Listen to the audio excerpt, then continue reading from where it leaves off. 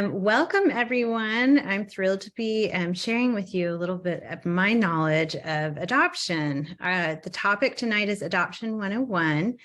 And I've been asked not to only share about adoption, but just about all of the different alternative paths to becoming a parent, including traditional adoption. In fact, though, the majority of the methods we're going to discuss do involve adoption in one way or another, which might surprise you. So let me introduce myself, and then I'd like to get to know a little bit about you all. I'm assuming that those of you who are here tonight are struggling with infertility. I too once was in your shoes. My husband and I tried for about 3.5 years to conceive and carry a baby to term. We tried hormone therapy, IUI, we had some more diagnostics, which led to a surgery for me, and then one round of IVF. And about 3 years into that whole process of being poked and prodded, we decided to explore other options. And for us, adoption was the best option. So we started researching. And as luck would have it, we were put in touch with an adoption consultant here in Houston who we ended up working with. And she helped us to adopt our daughter almost 13 years ago. So then, about a year after becoming an adoptive mother, I helped found and post-placement adoption support group called Adoptive Families of Houston. And now I'm serving as its president. More recently, I became an adoption consultant myself, and I'm now working alongside that wonderful adoption consultant who helped us so many years ago. So tonight I'm wearing several hats, one as a person who struggled with infertility, another as an adoptive parent, another as the president of an adoption support group, and finally as an adoption consultant. So I'd love to hear more about you guys and what brought you here tonight. So you can either turn on your video and unmute yourself, or you can write in the chat. Hi, my name is Brian, and I'm here with my wife, Marissa. We're here just to learn a little bit more on adoption. We like to grow the family, but we're an older couple, and wanted to grow the family. And I've been through the process with a different person or with IVF before. And I wasn't sure about whether or not we want to go through that process, just like you, Christi, with poking and prodding Marissa and then going through that process. And I wanted to just open up a little more and learn more about the process, whether it was with the state or through, my understanding is the private agencies. Right. Yeah, good. We'll definitely cover that. Hi, I'm Brenda. I'm single. I tried a few rounds of IUI, and it wasn't successful. And I'm considering IVF, but I also wanted to, look into adoption. Actually, I wanted to foster, just because I know, from my understanding, it's easier to adopt if you foster. But so anyway, there's so much information out there. It's a little overwhelming. Oh yeah, most definitely. Yeah. Would anyone else like to share? I'm just asking people who are attending tonight what brought them here tonight, so they'll have an idea and can speak more to your interests.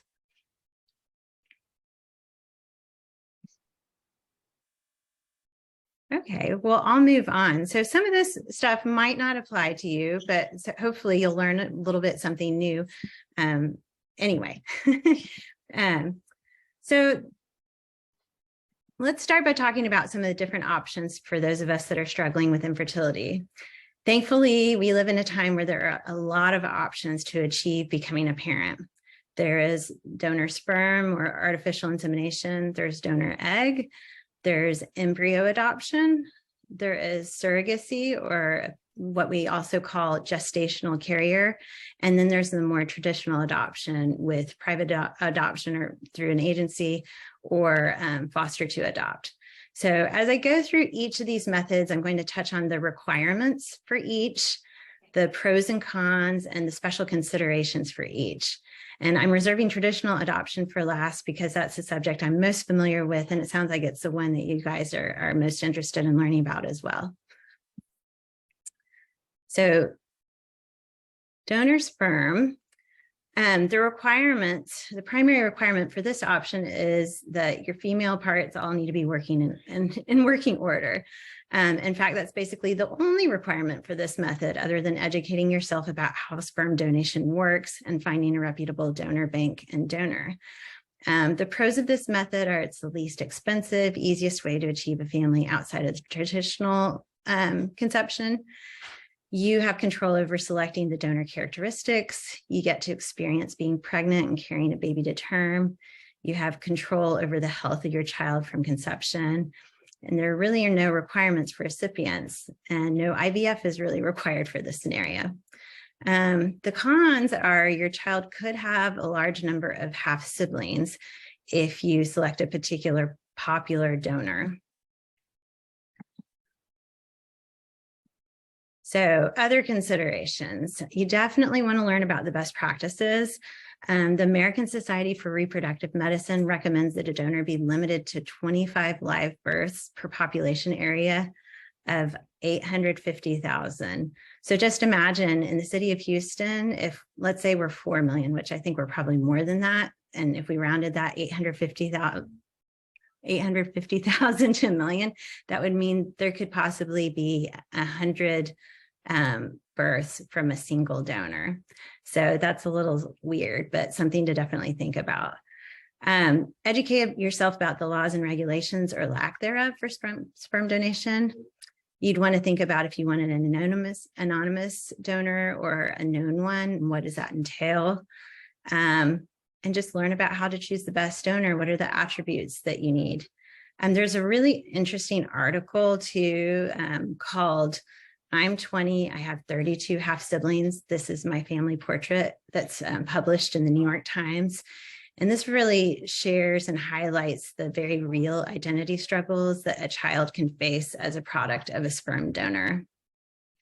And actually, as I was chatting before this, one of the biggest things that I'm passionate about is adoption education.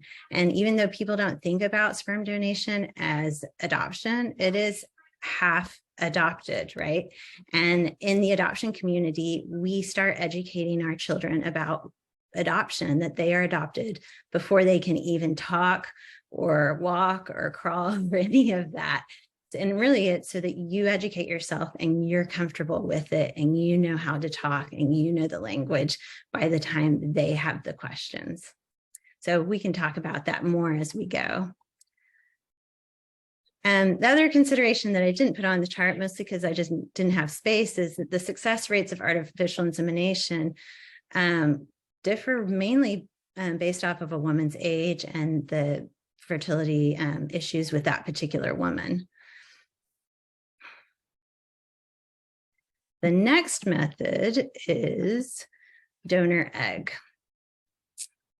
The first requirement for this method is a structurally healthy woman who can carry a baby to term. So did you guys know that women are actually structurally capable of carrying a baby much longer than their eggs are viable? I'm not sure that I knew that when I was going through the process, but I definitely learned.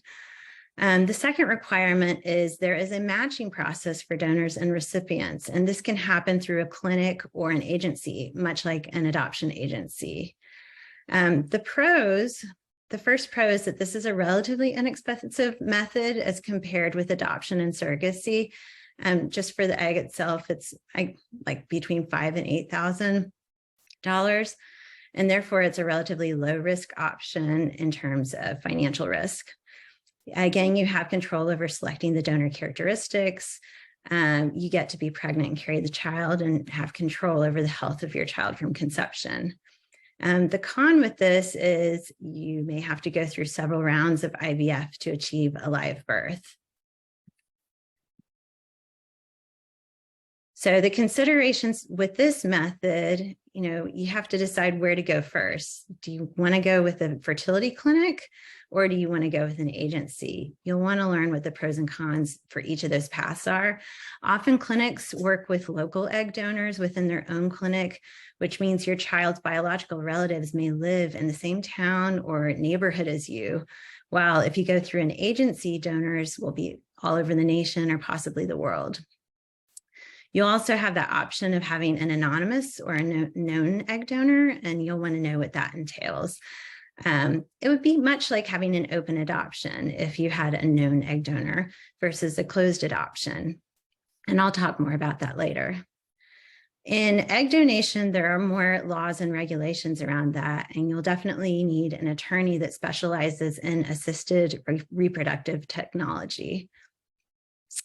The next consideration is what makes a high quality egg donor. In addition to choosing a donor with those, ideal characteristics, you'll also need to know what makes a high quality donor.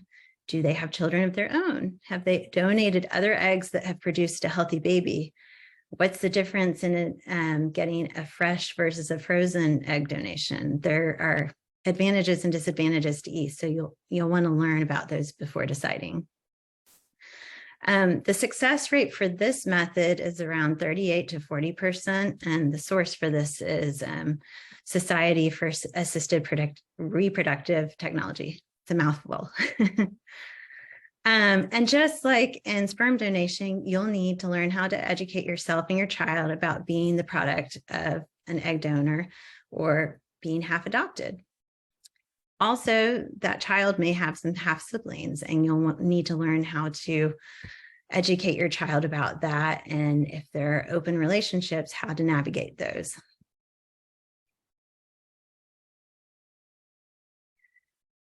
The third option we'll explore is embryo donation. So embryo adoption. Embryo adoption came about as a result of IVF becoming more prevalent and families having extra embryos after completing the IVF process. These families can choose to donate these embryos for adoption to other families. So the requirements for this method are the physical requirements are the same as in egg donor and sperm donation. The only difference is if you don't have a partner that can produce healthy sperm, then this is a better option for you. Another requirement is that, like traditional adoption, there is a matching process between biological and adoptive parents. So both parties will have to complete applications and forms and then wait to be matched. And ideally, counseling will occur with both parties prior to matching. Now, I will say, let me see here, one of the pros is this is a less expensive option than traditional adoption. It's between $8,000 to $20,000. And that cost really is dependent on whether you go with a clinic, which would be less expensive and offers fewer services, versus an embryo donation center or more like an adoption agency. Again, you have control over selecting donor characteristics. You get to be pregnant and carry the child, and you have control over the health of your child from conception. The con is it requires a frozen embryo transfer and all of the physical things that go with that for a woman trying to get pregnant. So where do you go to get help with this? So typically you start at the fertility clinic, but there are also agencies. Often clinics work with local embryo donors from their own clinic, which again means your child's biological relatives may live in the same town as you.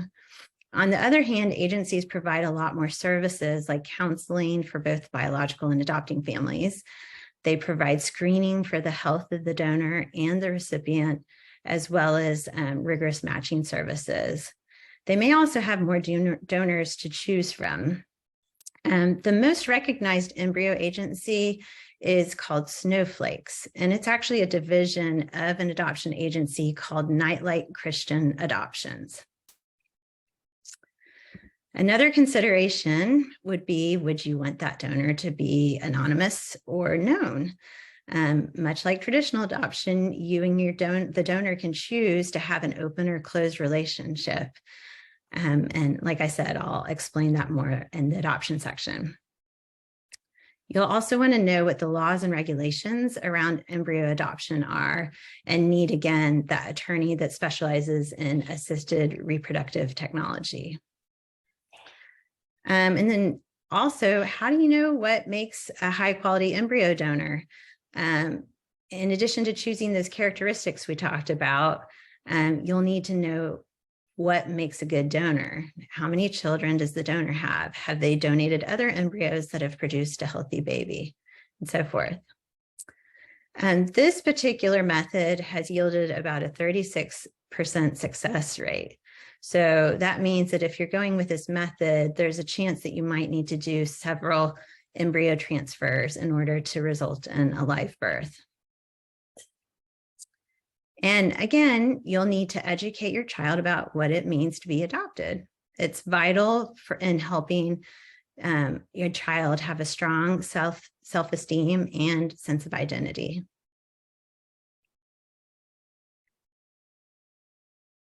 This next option is surrogacy, also called gestational carrier. And this option can take different forms. The embryo may be a product of the prospective parents, or the egg may be from a donor, or the sperm may be from a donor, or both may be from a donor, or as a product of embryo adoption. There are also two specific types of surrogacy. There's what's called traditional, and the other is gestational. A traditional carrier is genetically related, meaning that she is donating her egg as well as her womb to carry the child. But the more common one is gestational carrier, meaning that the surrogate has no genetic relationship to the child. The most important factor in a successful surrogacy is the healthy donor eggs, really. And the gestational carrier must be aged between 21 and 40, and that carrier will have to meet certain criteria for, infertility. The pros are you can choose the genetic material used to create your child, your own genetic material or donor genetic material. The con is this is the most expensive option. I put $80,000 to $120,000, but really it's $100,000 and upwards is what I've seen. The process can require a combination of sperm donation, egg donation, IVF, and embryo transfer, as well as legal fees and fees for the carrier. If using your own eggs, this could also require ovary stimulation and egg retrieval. There are also legal concerns to educate yourself about. For instance, it's illegal in some places to be a gestational carrier.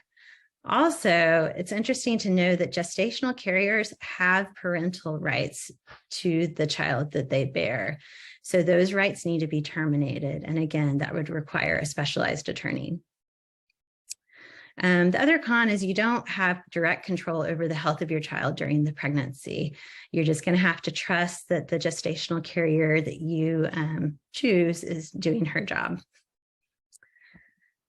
Some considerations, of course, the biggest hurdle is the financial one. You'll also probably need to educate yourself a lot and do a lot more research on this method versus other methods because there's so many factors to consider. In some situations, the gestational carrier maintains a relationship with the family and the child, and you'll want to learn more about how to handle such a relationship if that's an option. The good news about this option is that the reported success rate is about 75%. So that's huge. And again, you'll need to educate your child about what it means to be a product of surrogacy.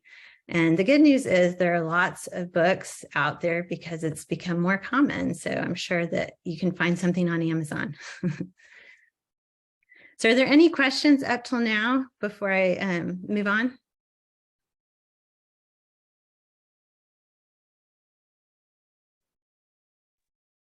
No.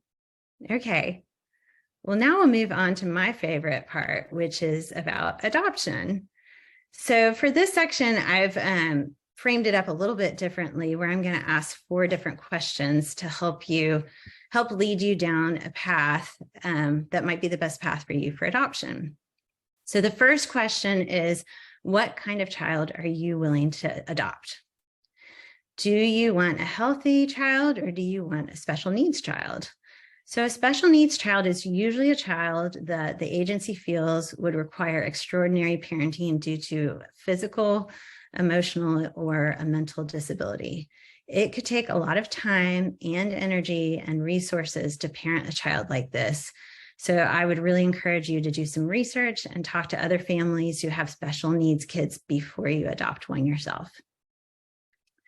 The next piece of this question is, do you want a newborn or are you willing to adopt an older child? And by older child, I mean over 2 years old.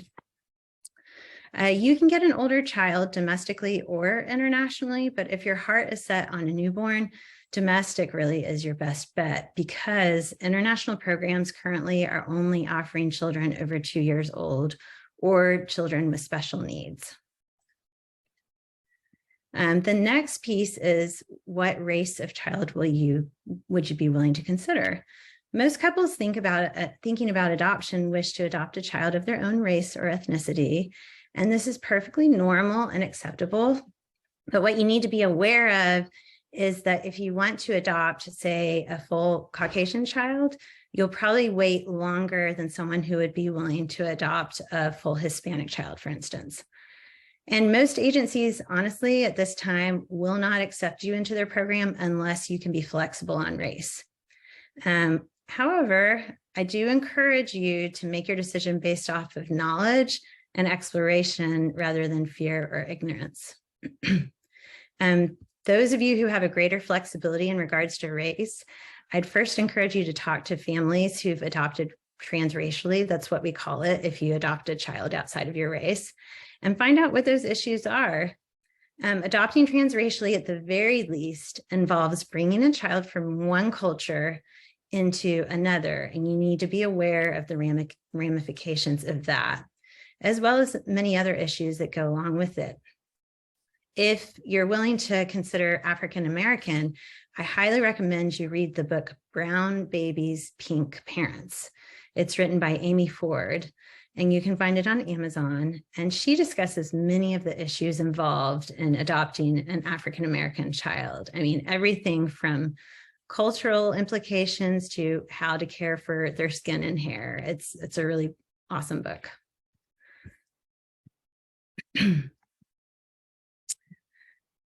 Question 2, do you want to adopt domestically or from another country? The majority of adoptions in the United States are domestic, and with the pandemic, that is even more true. Personally, I don't recommend international adoptions at all right now because it's in such a state of flux. Ever since the United States ratified the Hague Treaty in 2007, the number of international adoptions has declined each year. And while the intentions of the treaty are good, it is making the adoption process more complicated for everyone involved with more requirements and restrictions. And the pandemic further slowed international adoptions because of low birth rates and all of the added travel restrictions.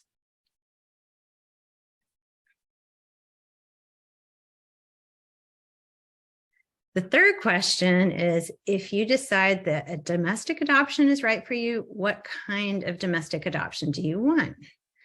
So in general, people usually look to go to a public agency or a private agency.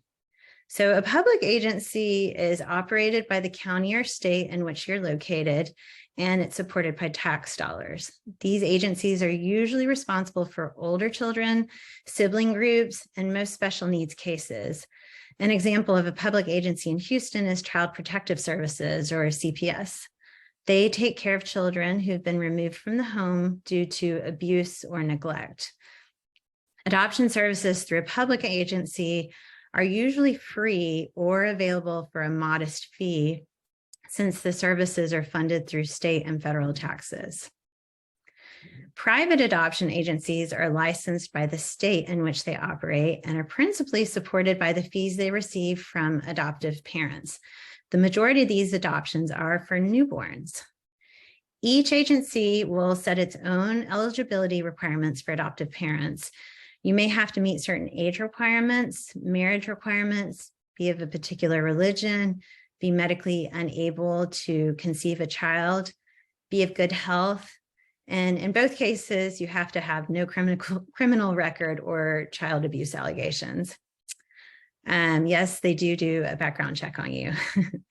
But don't be discouraged if you do not meet all of these requirements. The criteria vary tremendously from agency to agency, so shop around. Usually you can find an agency whose requirements you do meet. Now, the fees charged by private agencies can vary tremendously. They can range from $45,000 at the low end to $65,000 at the high end, with an average around $50,000. Some agencies have a predetermined set fee, or what we like to call a flat fee, while others charge an agency fee plus your birth mother's expenses, which we call non-flat fees. So personally, I prefer flat fee agencies because all of your money is protected, meaning if you are matched with a birth mother and she changes her mind after the birth of the child and says that she wants to parent the child, you don't lose any of your money. All of your money is applied to the next match, the next child. In a non-flat fee situation, a portion of the money that you have to pay is for that birth mother expense, which could be, let's say, $10,000 of the $50,000. And so if birth mother changes her mind in a non-flat fee agency, then you've lost $10,000 and you're going to have to pay birth mother expense for the second situation that comes up. Does that make sense to everyone? Okay, now at this point, I want to make mention of facilitators, because if any of you have been on the internet, you've probably run across them and have not even realized it. An adoption facilitator is neither an adoption agency nor an adoption attorney.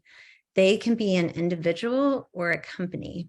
Some facilitators have some training in adoption, such as an adoption counselor, while many have no training or experience at all.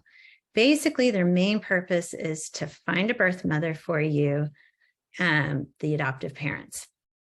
There's a great deal of controversy among adoption professionals regarding facilitators. Some feel facilitators provide a legitimate service, while others contend that their services are unethical because they're being paid to find a baby. As a result, many states have enacted laws forbidding facilitators from profiting financially for simply finding a baby. Facilitators, in fact, are illegal in Texas, but that doesn't mean that you can't go to one in another state and use it as a Texas resident. One of the reasons many adoption professionals criticize facilitators is the small degree of protection for their clients, which would be the adoptive parents. Both attorneys and adoption agencies are the only entities that have the legal power to place a baby. They must be licensed by the state, usually after a background investigation and demonstration of competency. Facilitators, however, do not require any special licensing. Typically, there are no educational or training requirements. So as a result, there's often no state licensing body looking over their shoulder to be sure they are acting competently. Now, on the positive side, facilitators may find a birth mother for you faster than an adoption agency, but most of the contact a facilitator has with a birth mother is over the phone because they're working with people from all over the country. Chances are they have never met the birth mother in person.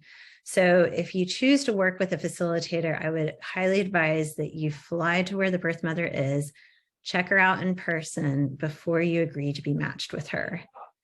And I would strongly advise that if you are researching adoption agencies, be sure to ask if they are a licensed adoption agency or a facilitator, especially if they are located in California. Just because their name sounds like an agency or law firm does not mean that they are.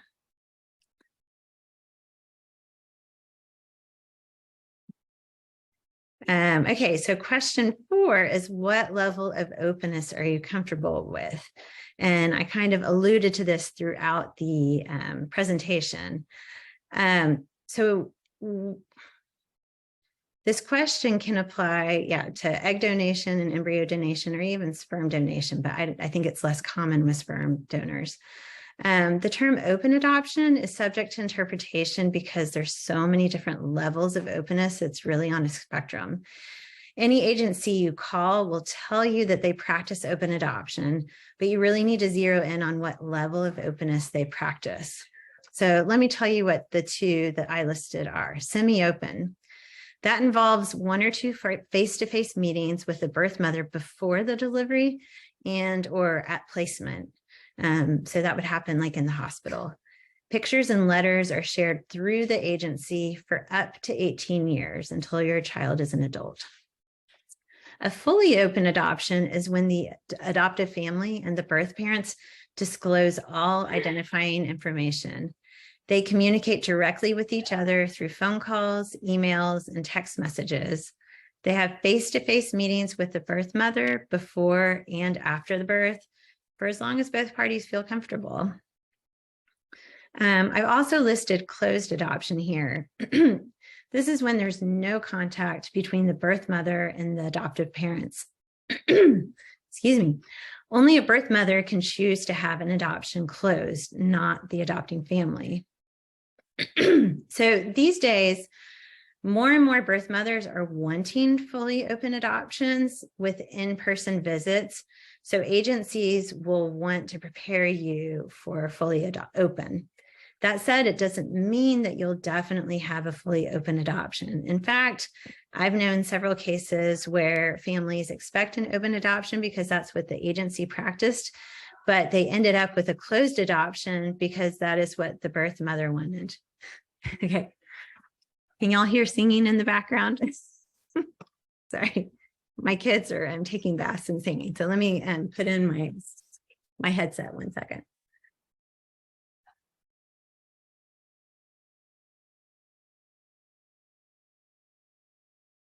Okay, can you hear me? I can hear you. Okay, great. I'm not sure if this is, can someone talk again? I'm not sure if it's working on my end. Hello? Yeah. It's working fine, and we couldn't hear your kids either. Oh, okay, well then I'll leave it off. I don't think it's working. Okay. Okay, so about open adoption.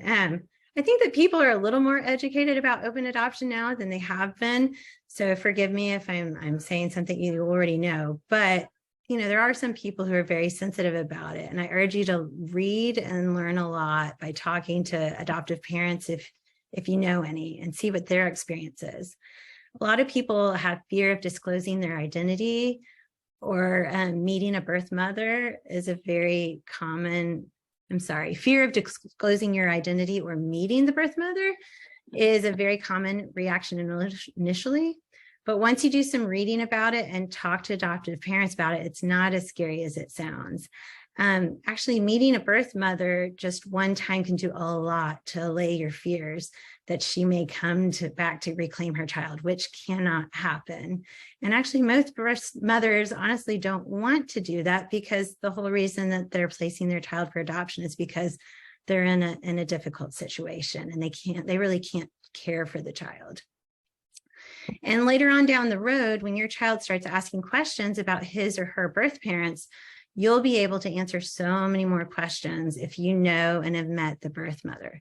So when you're looking for an agency, talk with them about openness and try to find an agency that has the same philosophy about openness as you do. And before I go on, do you guys have questions about openness? Because I know this is a big topic, and I like to talk about it because my daughter actually has an open adoption, and I'd be happy to share with you more about that.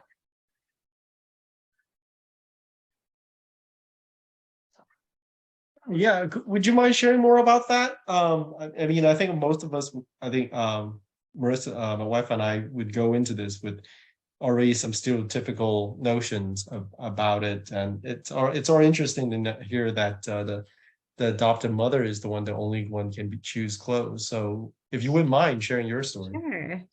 Yeah, so I think that, in the 70s, when, women became, the feminist movement became more prevalent, and, women were allowed to take birth control and had more control, the women that were able to place their children for adoption suddenly realized, we have more control, and we want to know that our children are being cared for.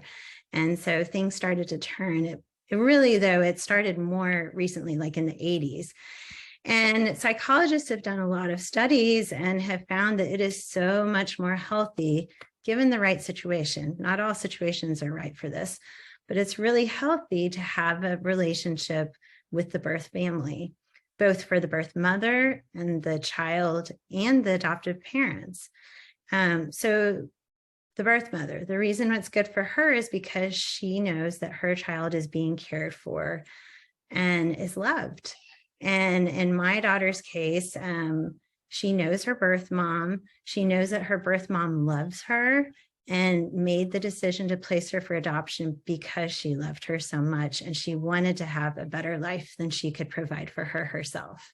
And she gets to see that. And she actually has half siblings that she's met and sees kind of the circumstances that they're living in, and is very grateful for the situation she's in. Can y'all hear the background? It's I getting can't. okay. No, I don't hear a single thing. The only I'm thing I hear is impressed. the voice. Sorry, it's distracting a little bit for me. For the child,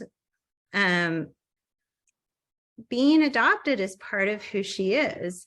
She is very different from us. Now, not all adoptive children are. Some are very similar, but my daughter is very different from me. She has a very different temperament. She has a very different way of doing things. Her interests are different. Some things, though, do overlap. And so it's really cool to see what nature versus nurture, how it all happens.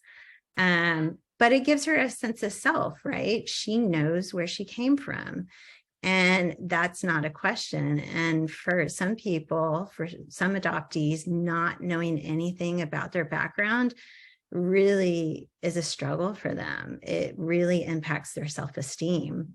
I would say particularly in transracial adoptions, that can be tricky. And especially if, say, for instance, a white family adopts, say, a Black child, and they live in an all-white neighborhood, and they go to an all-white school, and all of the different social things that they do, they're always the minority. They're raised in a family with a white culture. They don't have a whole lot of exposure to Black culture. And then say they go off to college and they finally are exposed to Black people. They don't fit in with the Black people that they've met because they don't relate to them. They don't understand the Black culture. And so suddenly there's this whole education and self-discovery process that has to happen. And then that child will have to come back and educate the parents about all the different issues that a Black person in America has to face. So that's why it's so important to read about transracial adoptions and what it is that we as parents can do to help our kids have a very strong identity and sense of self, so that they don't have to discover it or figure it out themselves in their young adulthood. Oh, and then the other piece I left out is it's really great having an open adoption for the adoptive parents also, because one, when my daughter, if she ever says, well, you're not my real mom, I'll say, well, guess what? Your real mom chose me to be your mom. She gave me the authority. She wanted me to be your mom. So that doesn't fly. and it's kind of like I've been blessed by her birth mom to parent her, and she's entrusted her to us, and we feel good about that. We know that we didn't take her away from her mother. And when my daughter has questions or we have health concerns, I can text her birth mom and say, hey, Molly, what do you know about this? Have you ever had this problem before with your health, or have any of your kids experienced this? It's really nice to have that ability.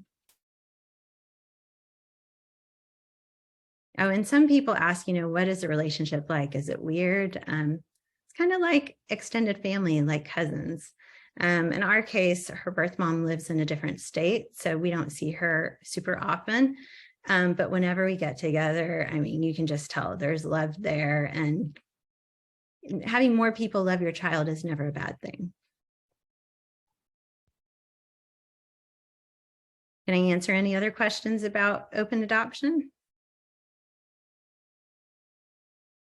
I had a slightly different question, which is my understanding is more traditionally adoptions were like some folks would keep their adopted child in the dark about being adopted. And my understanding these days is that the philosophy is to be as open as early as possible. But can you elaborate on that a little more? Yeah. If you are withholding information about your child from your child, and they find out about it later on, it really breaches that trust between the child and the parent. And that rocks their world. And if you're hiding information from them, it indicates to them that it's something to be shameful about. And there really is nothing to be shameful about an adoption. I mean, we wanted to be parents. We weren't able to be parents. And there was a birth mother who was pregnant, who was not able to care for the child. And so those two difficult situations came together to create this really beautiful union in the form of this child being adopted. And it's just so healthy for them to know from the get-go.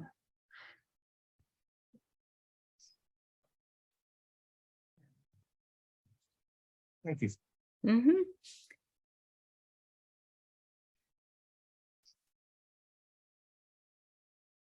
Okay, so I'll go on to the next slide just to kind of summarize. For a private agency, the requirements are you have to meet the various requirements that by an agency. You have to apply and be accepted by the agency. The applications can be quite lengthy.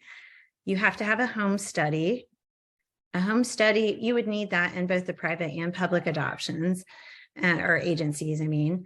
A home study is usually where you have to fill out a lot of information, kind of like the application. They make sure that you're financially stable. They make sure that you have good health. But a social worker will actually come to your house and spend about 3 hours with you and interview you and inspect your home to make sure that it's suitable for a child to be raised. You'll also need a criminal background check. And in the case of the private agencies, you have to create what's called an adoption profile. And this can take the form of a physical book, or a lot of times they're also online on the adoption agency's website. So think of this as your marketing piece that a birth mother looks at to choose a family for her child. And when you create this adoption book, that's probably the hardest piece of the whole adoption process other than waiting, because you want to put your best foot forward, right? You want to help the birth mother imagine what it would be like to be a part of your family. And there are people out there who can create the books for you and help you. That's actually something that I do myself. So with the private agency, the pros are you can adopt a newborn.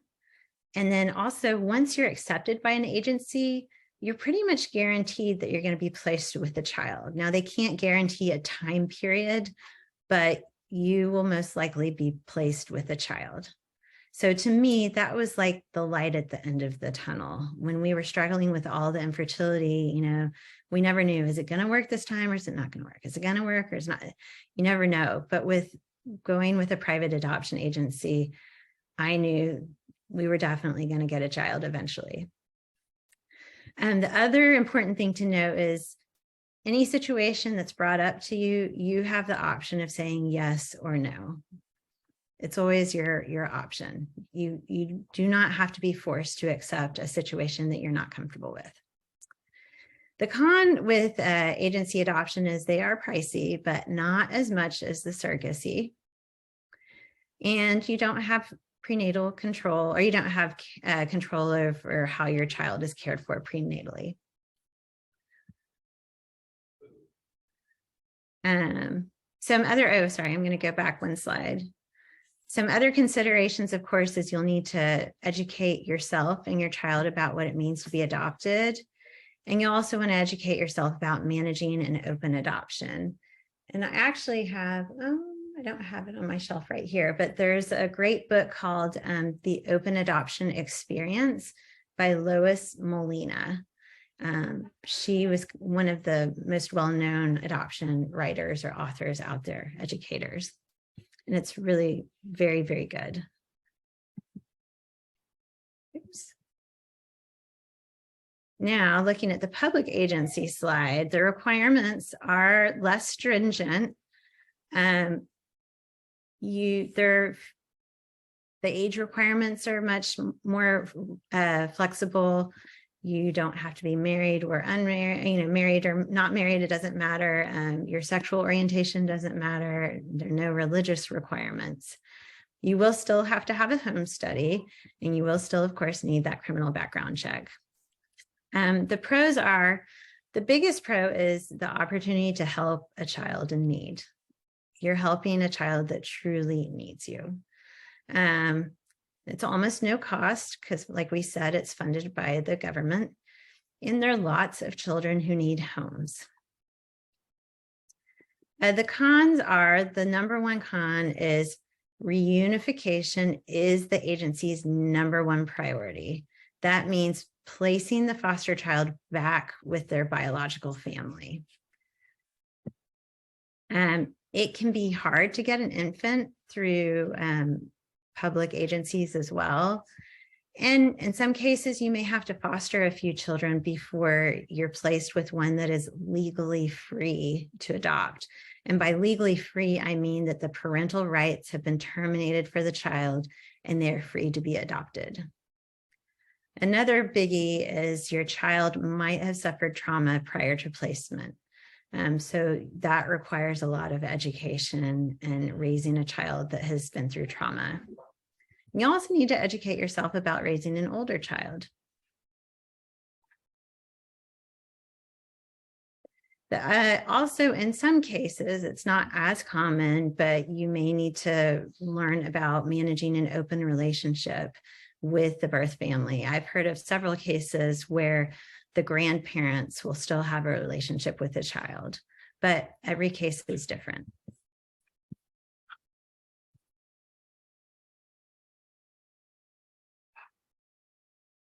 Any questions so far before I go on to the next piece?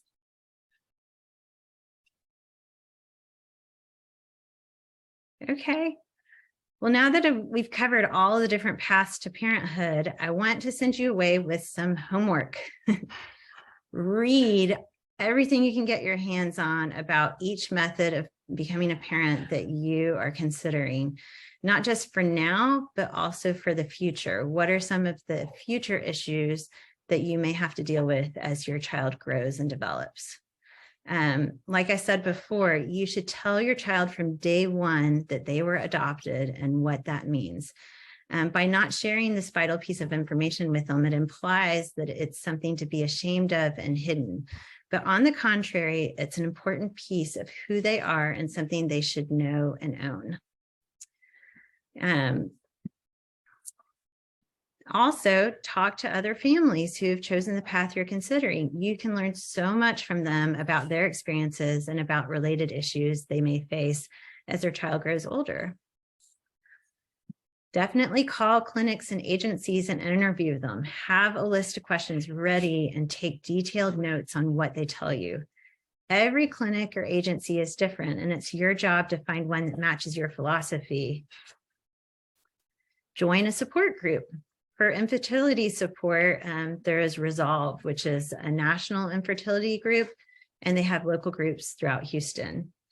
For adoption support, join Adoptive Families of Houston, that group that I'm a president of. Now I'm going to put on my Adoptive Families of Houston hat.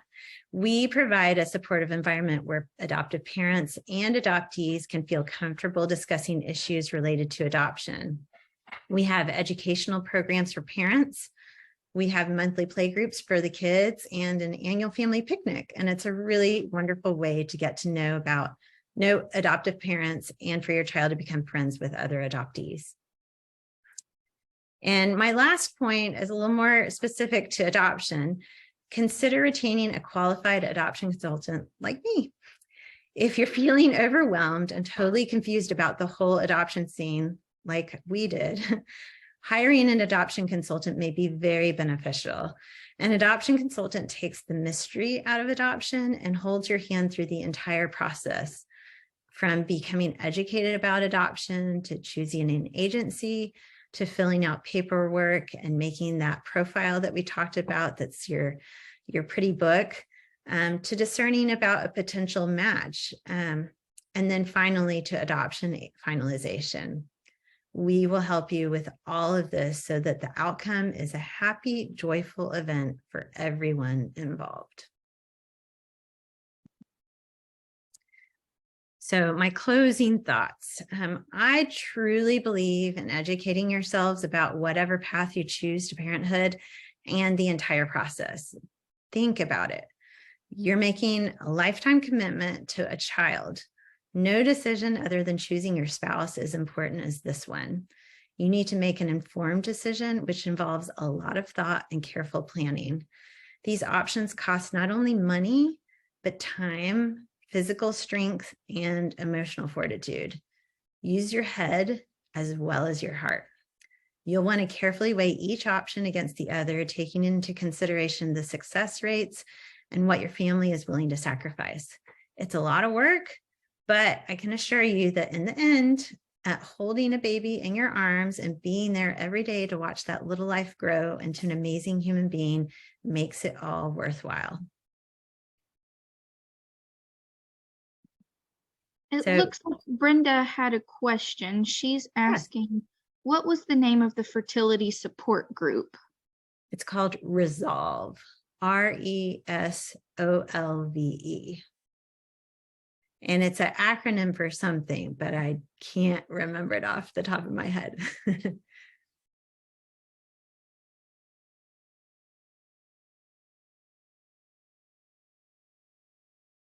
So thank you for letting me share with you about all the different paths to becoming a parent. And here's my contact information if you want to contact me in the future.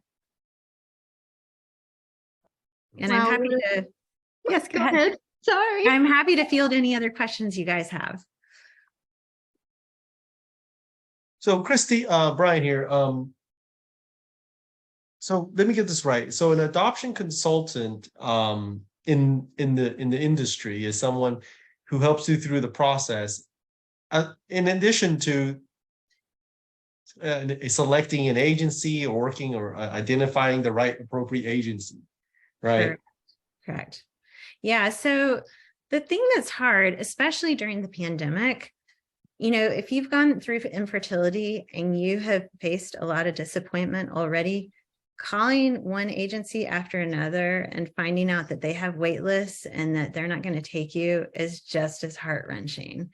And so working with someone who already knows the agencies and which ones are accepting clients and which ones aren't, and which ones will work with single people versus married people versus, you know, Christians versus non-religious is really helpful.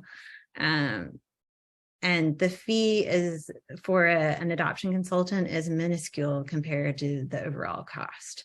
And I think it's a really wise investment personally, because you could lose a lot of time and money and emotional toll sometimes by doing it yourself. You might go down the wrong path or feel like you're spinning your wheels.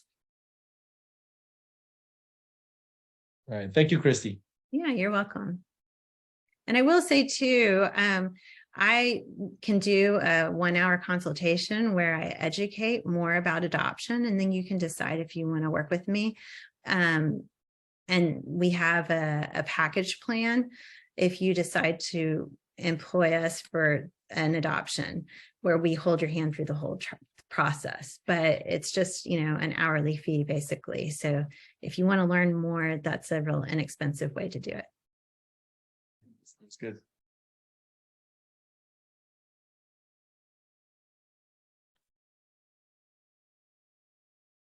All right. Well, that was a really lovely webinar on Adoption 101. I thank you, Christy, and everyone who has come to this webinar. Y'all are a really good audience. I like all the questions. Yes, thank you so much. I was really glad not to be talking to myself tonight. And good luck to all of you. I know it's can be a really emotional process going through trying to become a parent when it seems so easy for everyone else around you. So hang in there. It will happen for you if you want it to happen. You just have to be persistent and stay focused.